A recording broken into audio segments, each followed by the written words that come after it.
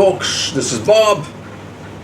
The Prime Minister has left for these very consequential meetings with the US, like I said yesterday, right?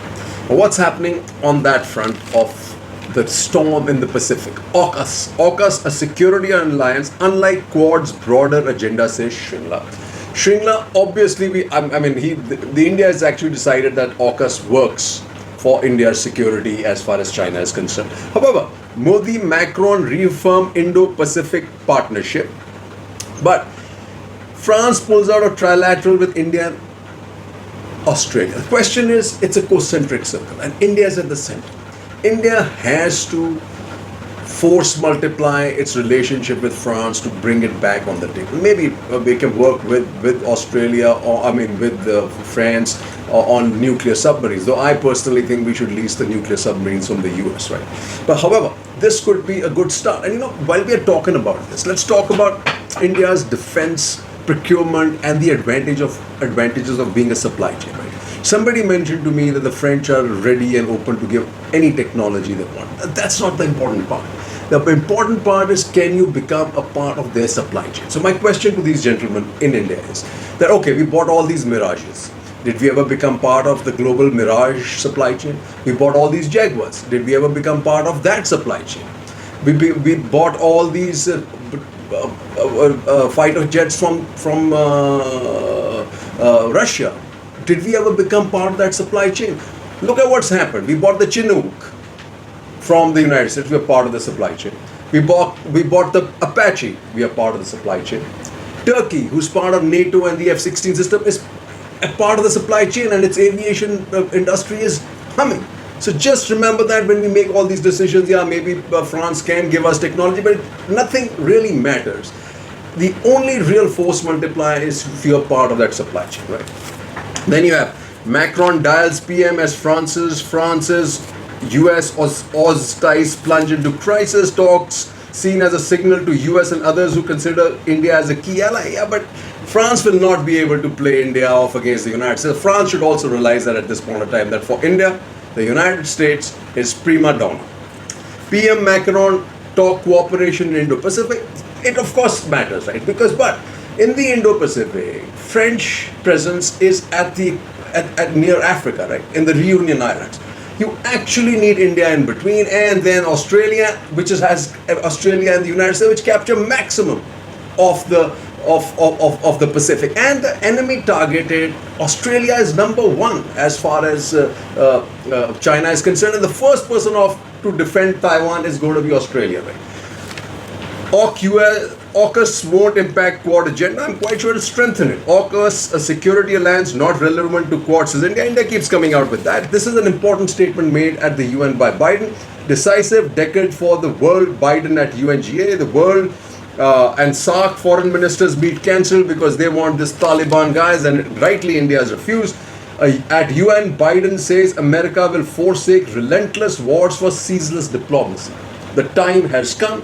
Release the money for the economy in the United States and to take on China, right? Afghanistan, China may top agenda of PM's US visit, as it should. China has to be top of the agenda. Taliban include non-Pashtuns in cabinet, but still no women. Hardline commanders made deputies of defense and interior. They are not going to learn things. Imran may go on jump, but Imran is an ineffective player, right? He's lost the plot and probably his pants, right? Will Taliban succeed in governing Afghanistan? Probably not. Despite taking charge, the group has not yet succeeded in reopening government offices. Nearly all government building, colleges, universities and non-governmental offices remain shut. Most of the officials, including professionals like doctors, engineers and other skilled workers, have left the country. The Taliban are only good at policing and dispensation of justice in accordance with the interpretation of Islamic law. They don't have any knowledge of technical departments, leave alone IT and the education and health sectors. They can't even run operations at an airport. And you expect Imran can't run his own country, and he expects Taliban to run Pakistan. Taliban takeover forcing heroin surge into India. Important. The other big part is small-minded Great Britain. UK's refusal to recognize Covishield is inexplicable and a terrible signal. It most likely is, and we should, because the United States is opening up.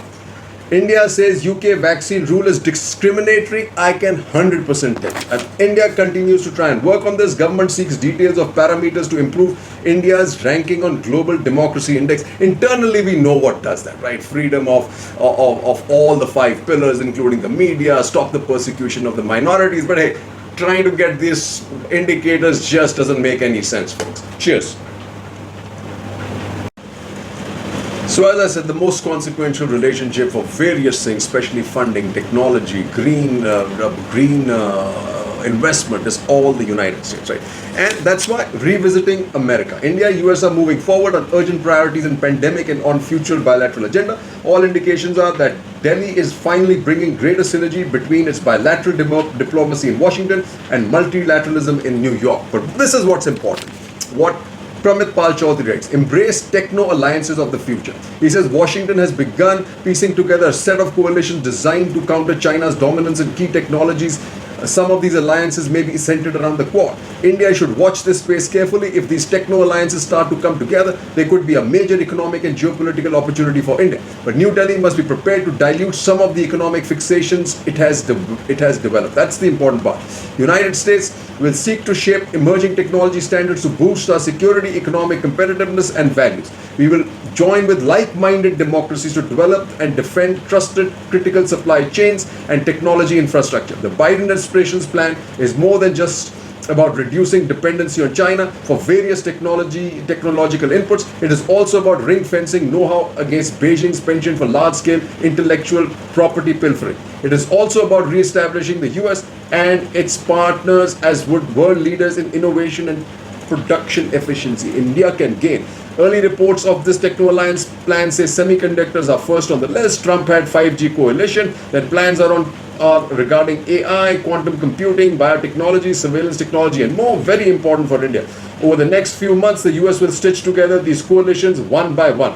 If it plays its cards correctly, India could become a major hub for these techno alliances with benefits in terms of domestic manufacturing, experts, as well as cutting-edge research, folks. Important. This is why the US relationship is critical.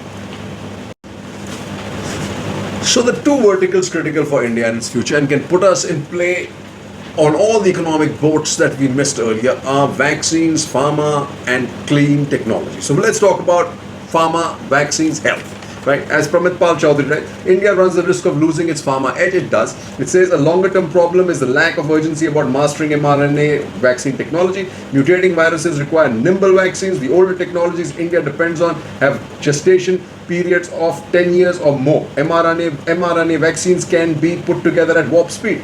But remember, a single vaccine vial can require as many as 200 different ingredients. Vaxpolitik requires the country's healthcare and life sciences bureaucracy to think in strategic terms, with India as a part of a global coalition rather than a stand-alone nation. This is the important part. It is set to become cutthroat, high-tech and geopolitical with no guarantee India will come out a winner. So that India needs this relationship with the United States like a house on fire. US looking forward to MOU on health with India. This will be absolutely a game changer for India's health industry. Right? India's leadership critical for delivering COVID vaccines across the world, says Kerry. US lauds India for crucial vac supply. Of course, we let the world down at our second wave. But we've ramped up our production. The supply chains have been opened up by the United States. We are up to 200 million vaccines with Serum Institute and back into exporting, folks, by next month. Jai Ho. So folks, the other big part is green technology. Lots of money going in. Tata's is, I've just read, raising $750 million. Adani plans $20 billion push into clean energy. First solar plans $684 million investment in TN facility. And this is at the same time when the Chinese panels have been banned in the United States. So important play here, folks. Important play that we must run. And as Pranab Dalsamta writes, more than about hot air. He says, the one big plus for Biden and Kerry is that Narendra Modi politically endorses climate change as a domestic priority, which is why India did not pull back on its Paris commitments. So in other words, New Delhi requires no convincing on the subject, but what it would need is a solid plan backed by credible commitments and a sustainable roadmap. And this is where exploring a US Green Marshall Plan for India, PP Chaudhary comes in. Kerry outlined his green vision for India in early March. Given India needs 600 billion to make a complete green transition, finance is the country's biggest challenge.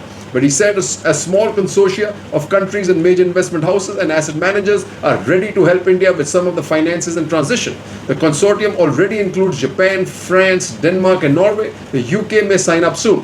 There is an echo of Eisenhower's administration's Aid India Group of 58, but this time with a carbon agenda, which is why India should apply its mind to what amounts to a green Marshall Plan. China is racing to grab the green future. PM Modi can be applauded for India's solar accomplishments, even as he has spent 6 years struggling to shut down India's ultra-dirty, subcritical coal.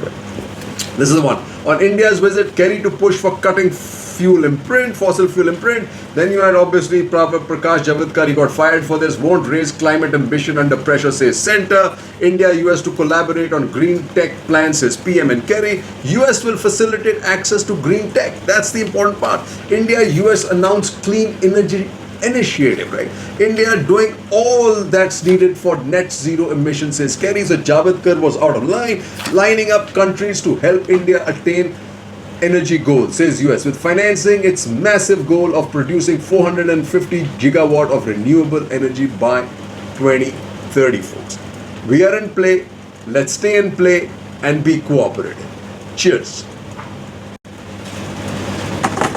So, folks, what we need, as Jahangveer Singh and Neha Raman write, India, United States trade relations need a reset, strike a new deal.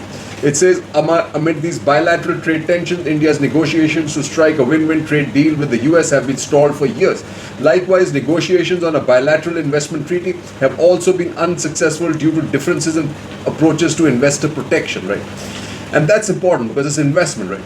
Currently, India has an untapped merchandise export potential of nearly 25.7 billion in the US market across wide array of products such as jewelry and etc. Folks, this is something we can't miss. And Goyal, so you got to get out there.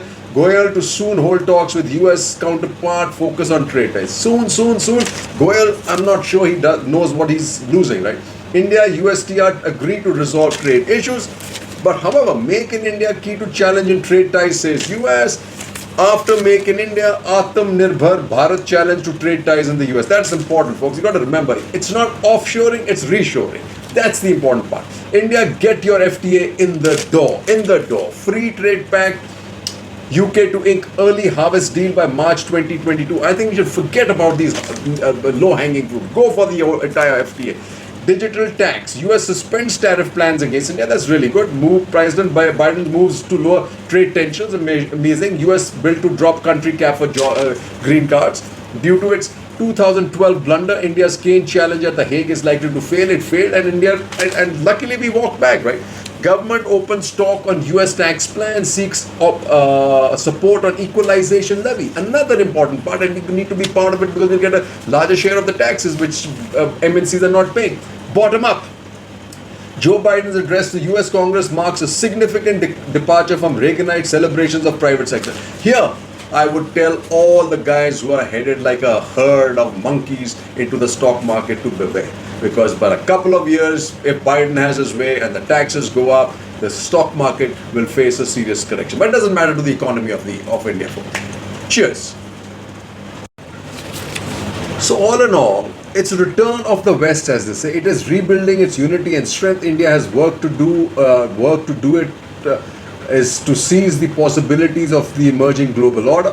That the West is deeply divided, that its terminal decline are ideas that gained ground in recent years.